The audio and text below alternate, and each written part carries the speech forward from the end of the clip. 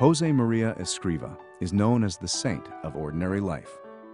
It was Escrivá who founded Opus Dei, meaning the work of God, on the principle that people can find God right in the middle of their everyday lives. Yo no he fundado el Opus Dei. El Opus Dei lo ha hecho, es cosa del Señor. Yo no he sido más que estorbo. ¿Está claro? Josemaría had a powerful vision that deep spirituality could infuse every aspect of people's lives, and they could love and serve God in their everyday work, with their families and in their friendships. Tú y yo debemos ser rebeldes de los otros, de los que dan soluciones. Soluciones de justicia y soluciones de caridad. Soluciones de cristiano. He was a priest who spent his life teaching ordinary people that living for God is not just for priests and nuns. Sed santos como es santo mi Padre Celestial. Y eso no lo dice solo a los que llevamos estas cosas, ¿eh? Dice a todos, a todos. People of every nation, race, and social condition could live the Christian calling in a new way by striving to be holy in the ordinary circumstances of their lives. A los casados, a los casadas, a los solteros, a los obreros, a los intelectuales, a los campesinos, a todos.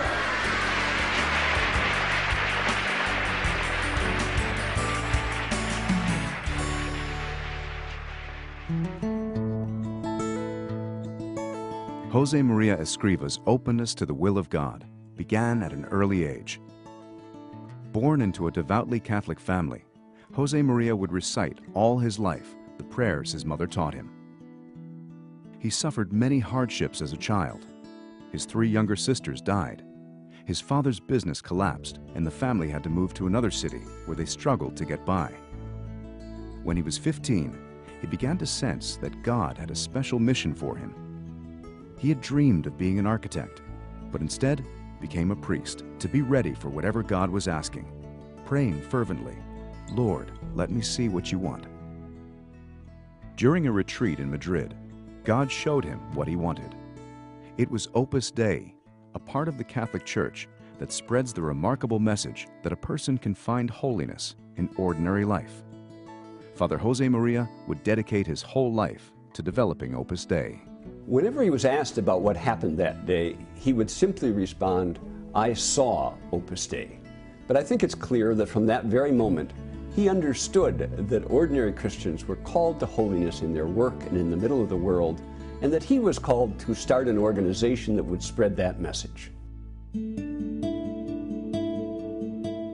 The circumstances could not have been more challenging. Escrivá was a poor, unknown priest, no financial resources, helpers, or patrons. 1930s Spain was boiling with anti-clericalism.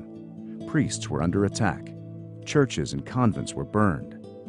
Nevertheless, relying on the power of prayer, he set out on a search for people who could understand his message and dedicate their lives to spreading it. Surrounded by political turmoil, which was often violent, Escrivá refused to take sides and taught his followers to understand pluralism and to love and respect freedom. Growth was slow.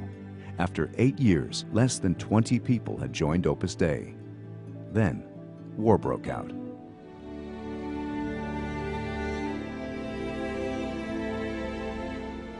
The Spanish Civil War brought even fiercer religious persecution. Thousands of priests and nuns were murdered. Father Josemaría was forced to abandon his clerical dress and to go into hiding in Madrid, moving from place to place to avoid capture and death. For a while, he hid in an insane asylum, pretending to be mentally ill. Later, he and a few members of Opus Dei found refuge in the consulate of Honduras, where they lived in a single room. During this time, he still ministered to many people, at times risking his life to do so. This was a time of great danger for all priests. But Father Josemaría felt he could not simply sit out the war in hiding, unable to carry out his priestly activities or work at the development of Opus Dei. So he decided to try to escape to the nationalist zone where religious activities were permitted. In the fall of 1937, Escrivá traveled incognito to Barcelona, and from there joined a group of smugglers for a series of dangerous night marches through the Pyrenees Mountains into Andorra. For the remainder of the war, he struggled to re-establish contact with the members and friends of Opus Dei. The Civil War left Spain destroyed. A few months later, the Nazis invaded Poland, beginning the Second World War that devastated Europe. Spain remained neutral, but suffered scarcity of food and extreme hardship. Despite the difficult conditions, Father Josemaría immediately resumed his activities in Madrid, and Opus Dei began to grow rapidly. It spread to other Spanish cities, and in 1944, 3 lay members, all engineers, became the first priests of Opus Dei. From the beginning, Escrivá had seen that Opus Dei would be for all people and for all time. In 1946, he traveled to Rome to seek Vatican approval so that international expansion could begin. He would live there for the rest of his life. By the mid-1970s, Opus Dei would be flourishing in over 30 countries on 6 continents.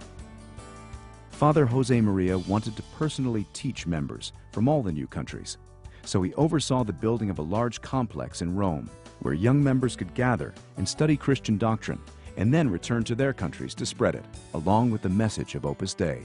He really threw himself into this battle of formation, as he called it. He spent hours and hours talking with his sons and daughters, and the optimism and confidence with which he did it was truly inspiring. Beginning in 1970, Father Josemaría made long catechetical trips where he would meet with large groups of Opus Dei members and their friends to strengthen them in their Christian faith.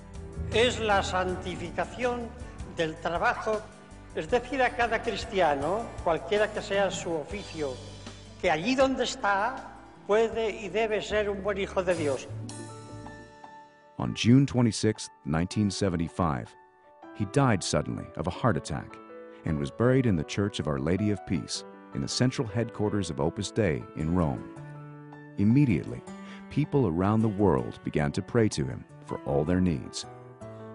On October 6, 2002, before an enormous crowd in St. Peter's Square, Pope John Paul II declared him to be a saint, referring to him as the saint of ordinary life.